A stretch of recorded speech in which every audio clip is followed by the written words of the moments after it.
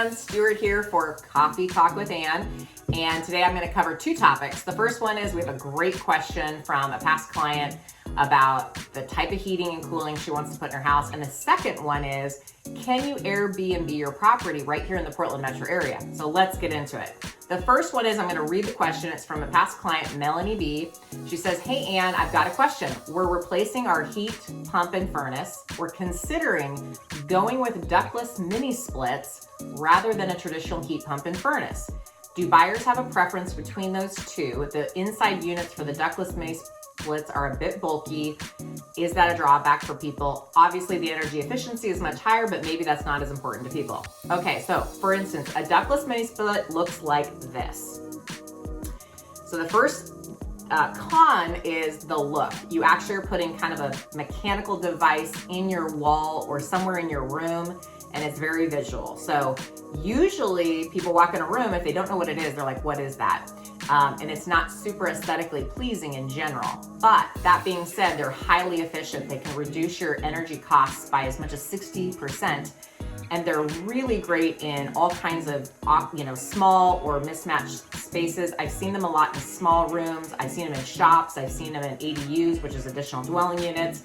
I have one I have in contract right now that is a 800 square foot house with them. So you see them a lot in smaller spaces, condos, or when somebody doesn't want to go through and pay all the expense of, switching something from, a cadet heater to an actual furnace.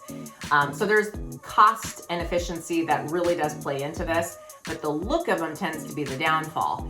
I personally don't have a problem with them in smaller spaces. I think they're very efficient. I think they're totally acceptable.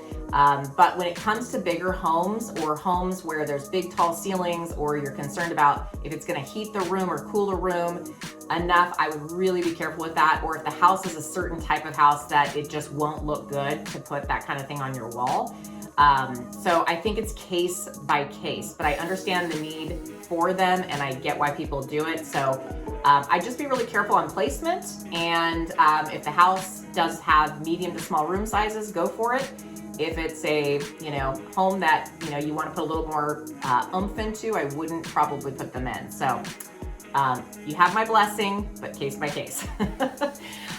Okay, the next topic is Airbnb. So Airbnbs are all the rage right now. All over the country, you're hearing people buying second homes for this very purpose. I will tell you up front that the Portland metro area, all three counties, have a lot of restrictions and they're changing quite a bit, and they were not super Airbnb friendly in general. So you can't just go buy a house and put it up for a nightly rent. In many cases, you have to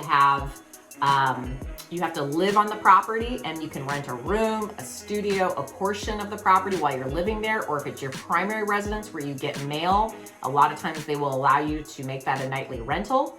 But for a lot of people, that just doesn't work. We just don't want to, rent out a room or rent out our house because we live there. So if you're planning on buying a property here in the Portland metro area, you need to check with the city or the county in which you're in and double check the rules and laws that apply. Like right now, Clackamas County, last year they approved Airbnbs, and now it's going through an appeal process where we won't know until July if they're going to allow them or not. So there is a lot of back and forth with these kind of laws that are happening, whether you can or you can't. And I tell people you need to understand them at a very high level and what could be the worst case scenario, because you wouldn't want to buy a house just to Airbnb it. So we don't have a lot of Airbnbs in the Portland metro area because of these rules, but you can definitely Airbnb if you live on the property, if it's your primary residence, if you rent a room, a space. I have a friend of mine who rents a whole basement area that they've turned into an Airbnb and does quite well with that, but he lives upstairs. But if you're not comfortable living in a place that you're going to also short-term rent, don't do it. So that's my quick and dirty on it, but we're always watching those kind of rules and regulations. So if you have other questions on those, hit me up. We will, keep you posted. All right, guys, that's all I have for you this morning. So hopefully you're enjoying your cup of coffee and you found this helpful. Have a great day.